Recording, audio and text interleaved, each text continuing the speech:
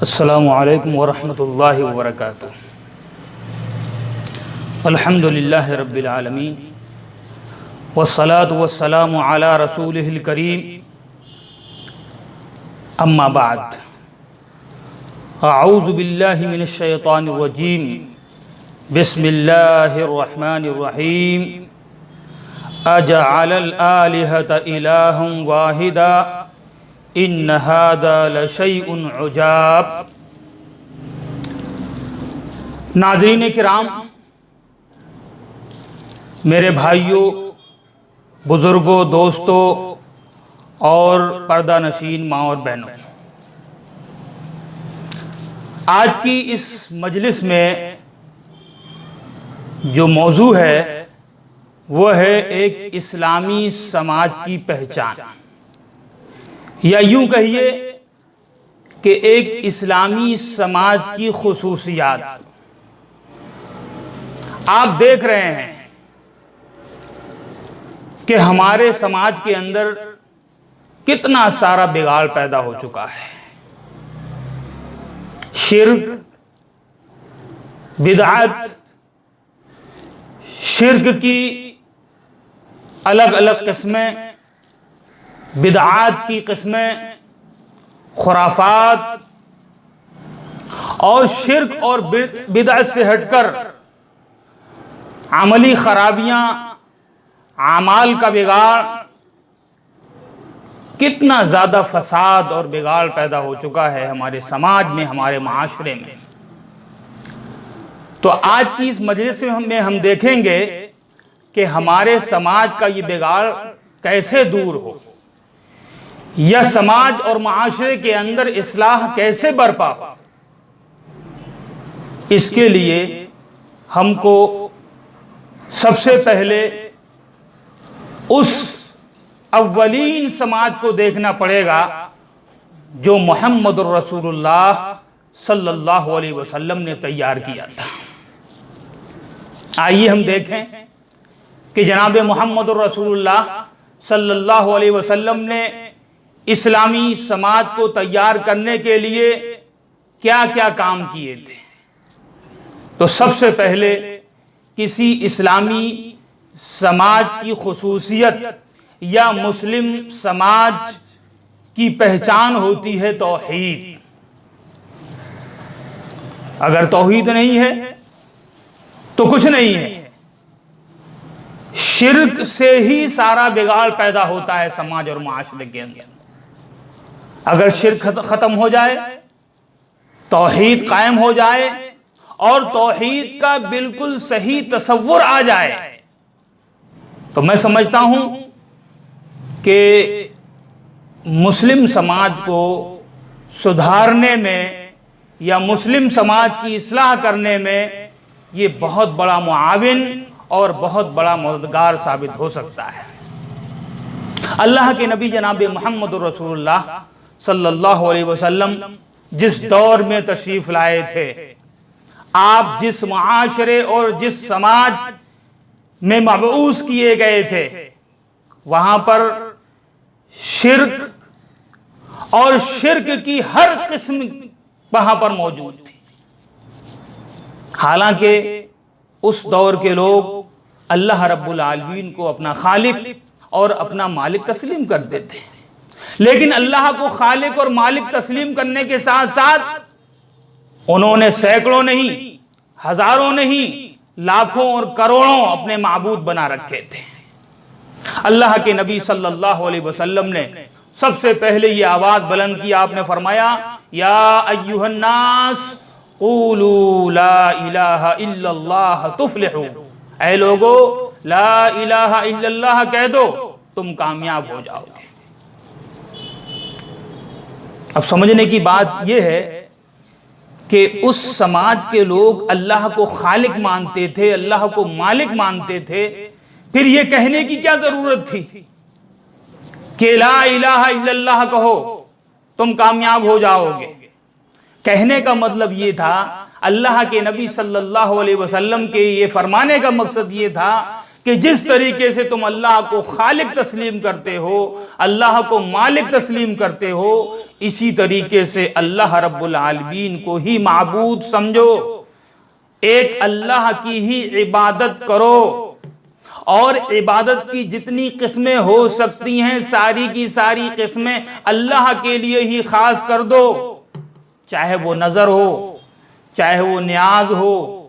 چاہے وہ قربانی ہو، چاہے وہ رکوع ہو، چاہے وہ سجدہ ہو، چاہے وہ منت ہو، کچھ بھی عبادت قسم کی کوئی بھی چیز ہو، سب اللہ کے لیے خاص ہونا چاہیے، سب اللہ کے لیے زیبا ہے۔ اگر ان اقسام میں سے کوئی بھی قسم ہم نے اللہ کے سوا کسی اور کے لیے روا یا جائز سمجھی تو سمجھ لیجئے کہ ہم نے اللہ کے ساتھ شرک کیا، ہم مشرک بن گئے۔ تو اللہ کے نبی صلی اللہ علیہ وسلم نے اس سماج کے لوگوں کو، اس دور کے لوگوں کو توحید کا مطلب سمجھایا اور توحید کا صحیح تصور دیا ان کو، تب جا کر وہاں پر اصلاح ہوئی، وہاں کا سماج سدھرا، اور جو برائیاں ان لوگوں کے اندر پنپ رہی تھیں توحید کی وجہ سے وہ تمام برائیاں دھیرے دھیرے ختم ہو گئیں، اور وہ سماج ایک مثالی سماج بن گیا، ایک مثالی معاشرہ بن گیا۔ تو کسی سماج یا کسی معاشرے کی اصلاح کے لیے ضروری ہے کہ سب سے پہلے اس معاشرے سے شرک اور شرک کی تمام قسم کو دور کیا جائے، اور وہاں پر توحید کو لاگو کیا جائے، اور توحید کی ساری قسموں کو وہاں پر نافذ کر دیا جائے، تو سماج کی اصلاح شروع ہو جائے گی۔ سماج کی اصلاح کے لیے دوسری چیز ہے اللہ اور اس کے رسول صلی اللہ علیہ وسلم کی اطاعت۔ اللہ اور اس کے رسول صلی اللہ علیہ وسلم کی اطاعت کرنے کے لیے کس چیز کی ضرورت ہے ہمیں؟ تو ظاہر بات ہے کہ ایک معمولی علم رکھنے والا مسلمان یہی کہے گا کہ اللہ اور اس کے رسول صلی اللہ علیہ وسلم کی اطاعت کرنے کے لیے پہلے نمبر پر قرآن، اور دوسرے نمبر پر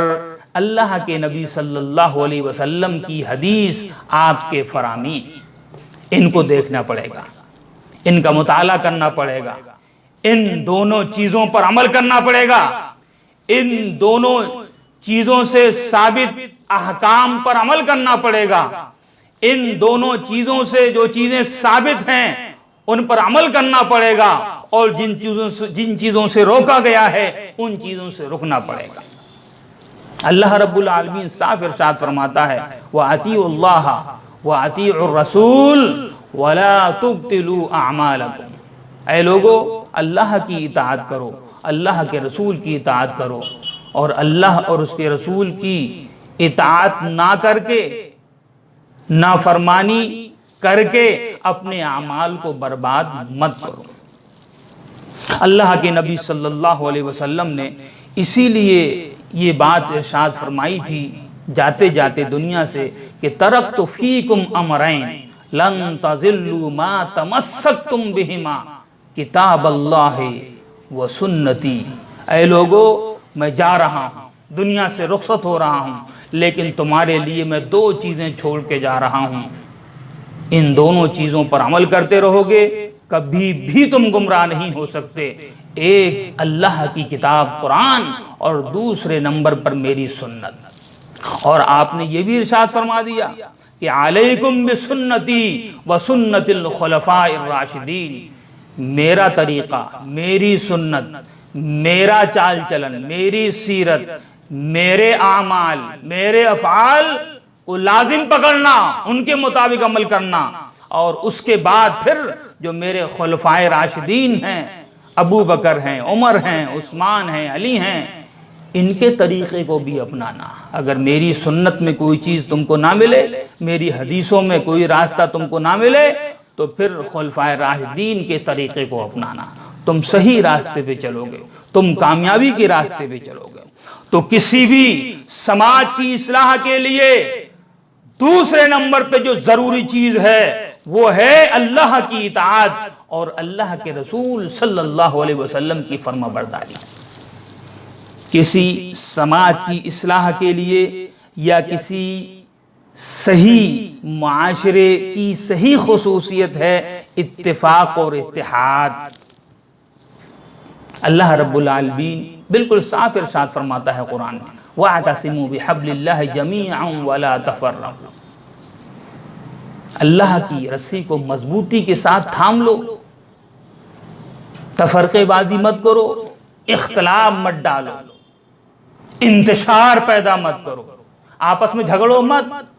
آپس میں لڑائی مت کرو۔ وَاذْكُرُوا نِعْمَةَ اللَّهِ عَلَيْكُمْ، اور یاد کرو اس وقت کو، اس نعمت کو اللہ کی جو اللہ نے تمہارے اوپر کی کہ جب تم دشمن تھے آپس میں، اللہ رب العالمین دشمنی کے بعد جو اتفاق پیدا ہوا اس کو اپنی نعمت بتا رہا ہے کہ تمہارے اندر اختلاف تھا، دشمنی تھی، عداوت تھی، تمہارے درمیان پھوٹ تھی، تم آپس میں ایک دوسرے کو مارتے تھے، قتل کرتے تھے۔ اسلام آیا، اللہ کے رسول تشریف لائے اور انہوں نے تم کو ایک جھنڈے کے نیچے کھڑا کیا، ایک اسلام کے نیچے کھڑا کیا، توحید والا بنا کر، سنت والا بنا کر، مسلم بنا کر، مومن بنا کر تم کو ایک بنا دیا۔ تو اتفاق اور اتحاد ایک ایسی چیز ہے جو مسلم سماج کی یا اسلامی معاشرے کی پہچان ہے۔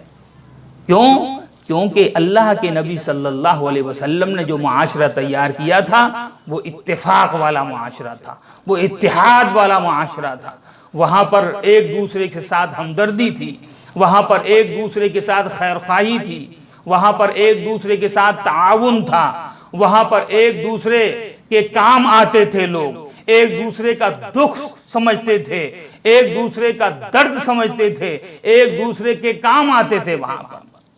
اللہ رب العالمین ارشاد فرماتا ہے وَتَعَاوَنُوا عَلَى الْبِرِّ وَالتَّقْوَى وَلَا تَعَاوَنُوا عَلَى الْإِثْمِ وَالْعُدْوَانِ، اے لوگو تم نیکی کے معاملے میں، بھلائی کے معاملے میں، تقوی کے معاملے میں ایک دوسرے کی مدد کیا کرو، ایک دوسرے کا تعاون کیا کرو۔ سوچو تو ذرا کہ اللہ کے نبی صلی اللہ علیہ وسلم جب ہجرت کر کے مدینہ منورہ تشریف لائے اور آپ نے لوگوں کے درمیان بھائی چارہ قائم کیا تو کس طریقے سے صحابہ کرام نے ایک دوسرے کے ساتھ تعاون کیا، ایک دوسرے کے ساتھ خیرخواہی کی، ایک دوسرے کے ساتھ ہمدردی کا اظہار کیا۔ آپ نے لوگوں کو بھائی بھائی بنا دیا۔ حضرت سعد ابن ابی ربیع رضی اللہ عنہ اور حضرت عبد الرحمن بن عوف کو بھائی بھائی بنا دیا۔ تو کیا کہا تھا سعد ابن ربیع نے عبد الرحمن بن عوف کے لیے کہ اے اللہ کے نبی صلی اللہ علیہ وسلم میری 2 بیویاں ہیں، ایک بیوی کو طلاق دے دیتا ہوں، اس سے کہیے میرے بھائی سے کہ میری ایک بیوی کے ساتھ نکاح کر لے، میں جس کو طلاق دیتا ہوں، میری جائیداد ہے، میری زمین ہے، میرے باغات ہیں، میں آدھا آدھا کر دیتا ہوں، اس سے کہیے کہ میرے باغات، میری زمین جائیداد آدھا لے لیجیے۔ لیکن انہوں نے شکریہ ادا کیا، عبد الرحمن نے کہا شکریہ، مجھے بازار کا راستہ بتائیے۔ وہاں جا کے انہوں نے تجارت کی، اللہ نے برکت دی اور وہ بڑے کامیاب ترین تاجر ثابت ہو گئے۔ تو تعاون، ہمدردی اور ایک دوسرے کے کام آنا یہ اسلامی سماج کی پہچان ہے، یہ مسلم معاشرے کی خصوصیت ہے میرے بھائیوں۔ اور اسی طریقے سے ایک مسلم سماج کی پہچان یہ ہے کہ مالدار مسلم سماج کے مالدار لوگ مسلم سماج کے غریبوں کے کام آئیں، ضرورت مندوں کو سہارا دیں، اپنی زکوٰۃ سے ہو، اپنی خیرات سے ہو، اپنے صدقات سے ہو یا اپنے نجی مال سے ہو، وہ ان کو تعاون کریں، ان کو پیسہ دیں۔ آپ سمجھ سکتے ہیں کہ اللہ کے نبی صلی اللہ علیہ وسلم نے خود اس پہ عمل کر کے دکھا دیا کہ آپ کے پاس کچھ بھی ہوتا تھا آپ کچھ اپنے پاس نہیں رکھتے تھے، اپنے ساتھیوں کو دے دیا کرتے تھے جو ضرورت مند ہوتے تھے۔ اسی طریقے سے ابو بکر نے، عمر فاروق نے، عثمان نے، حضرت علی نے، عبد الرحمن بن عوف نے، کتنے سارے صحابہ کرام جن کو اللہ نے کچھ دیا تھا وہ اپنے دوسرے ساتھیوں کو دیا کرتے تھے، اپنے پاس دولت اکٹھا نہیں کیا کرتے تھے۔ تو ایک مسلم سماج کی پہچان ہوتی ہے کہ مسلم سماج کے اندر جو مالدار صاحب ثروت ہوتے ہیں وہ خود پیسہ اس کا انبار نہیں لگاتے، ڈھیر نہیں لگاتے، بلکہ وہ اپنے دوسرے غریبوں ضرورت مندوں کا بھی خیال کرتے ہیں، ان کو بھی دیا کرتے ہیں۔ اور ایک آخری بات کہہ کے میں اپنی بات کو ختم کر رہا ہوں کہ ایک مسلم سماج کی ایک بڑی پہچان یہ بھی ہے کہ دوسروں کو نیکی کی بات بتانا اور برائی سے روکنا۔ آج ہمارا حال میرے بھائیوں میری بہنوں یہ ہو چکا ہے کہ کسی کو بھی بھلی بات بتانے چلو، کسی کو بھی نماز کا حکم دینے چلو، کسی کو بھی نیکی کی بات کہنے چلو، کسی کو برائی سے روکنے چلو، تو پہلے نمبر پہ وہ بدگمان ہو جاتا ہے، اس کے دل کے اندر بدگمانی پیدا ہو جاتی ہے، ناراض ہو جاتا ہے، سلام کلام چھوڑ دیتا ہے۔ اللہ رب العالمین تو ارشاد فرماتا ہے وَلْتَكُمْ مِنْكُمْ أُمَّةٌ يَدْعُونَ إِلَى الْخَيْرِ، تم میں سے ایسی امت ہونا چاہیے، ایسی جماعت ہونا چاہیے جو لوگوں کو بھلائی کی طرف روکے، بھلائی کی طرف بلائے، بھلائی کا حکم دے، برائی سے روکے۔ كُنْتُمْ خَيْرَ أُمَّةٍ أُخْرِجَتْ لِلنَّاسِ، تم بہترین امت ہو، تم کو لوگوں کے لیے اللہ نے پیدا کیا ہے، تم لوگوں کو بھلائی کی طرف بلاتے ہو، برائی سے روکتے ہو۔ تو مسلم سماج کی پہچان ہے کہ لوگوں کو نیکی کی طرف راغب کرنا اور برائی سے روکنا۔ تو یہ 4-5 باتیں میں نے آپ کے سامنے رکھی ہیں جو ایک اسلامی معاشرہ، آپ کہیں گے اسلامی معاشرہ تو نہیں ہے یہ، تو ہم کہیں گے کہ اسلامی معاشرہ بنانے کی کوشش کیجئے۔ تو ہم کہہ سکتے ہیں کہ ایک مسلم سماج یا مسلم معاشرے کی خصوصیت اور پہچان یہ ہے کہ اس کے اندر توحید قائم کی جائے، اور آپ کہیں گے بھی توحید والے تو ہم ہیں ہی، تو توحید کا صحیح تصور قائم کیا جائے، اللہ اور اس کے رسول کی فرما برداری کی جائے، ایک دوسرے کا تعاون کیا جائے، پاک دامنی اختیار کی جائے، ایک دوسرے کو سہارا دیا جائے، اور لوگوں کو بھلی بات بتائی جائے، برائی سے روکا جائے۔ اگر یہ کام ہو جائیں ایک سماج کے اندر تو میں سمجھتا ہوں ایک سماج بڑا اچھا سماج بن سکتا ہے، جس کو ہم اسلامی سماج کہہ سکتے ہیں، جو اللہ کے نبی صلی اللہ علیہ وسلم نے تیار کیا تھا، جس کو قرآن نے بھی جو ہے کہا ہے کہ اشداء علی الکفار رحماء بینہم۔ میں اسی پر اپنی بات کو ختم کر رہا ہوں، اور اللہ رب العالمین سے دعا گو ہوں کہ اللہ رب العالمین ہمارے سماج کی اصلاح فرمائے، اور ہمارے سماج ہمارے معاشرے میں جو برائیاں پنپ رہی ہیں، اللہ رب العالمین ان برائیوں کو ہمارے سماج سے دور فرمائے، ہماری حفاظت فرمائے۔ اللہ تعالی ہم تمام کو قرآن و سنت کے مطابق عمل کرنے کی توفیق عطا فرمائے۔ وما علینا الا البلاغ وآخر دعوانا ان الحمد للہ رب العالمین۔ السلام علیکم ورحمۃ اللہ وبرکاتہ۔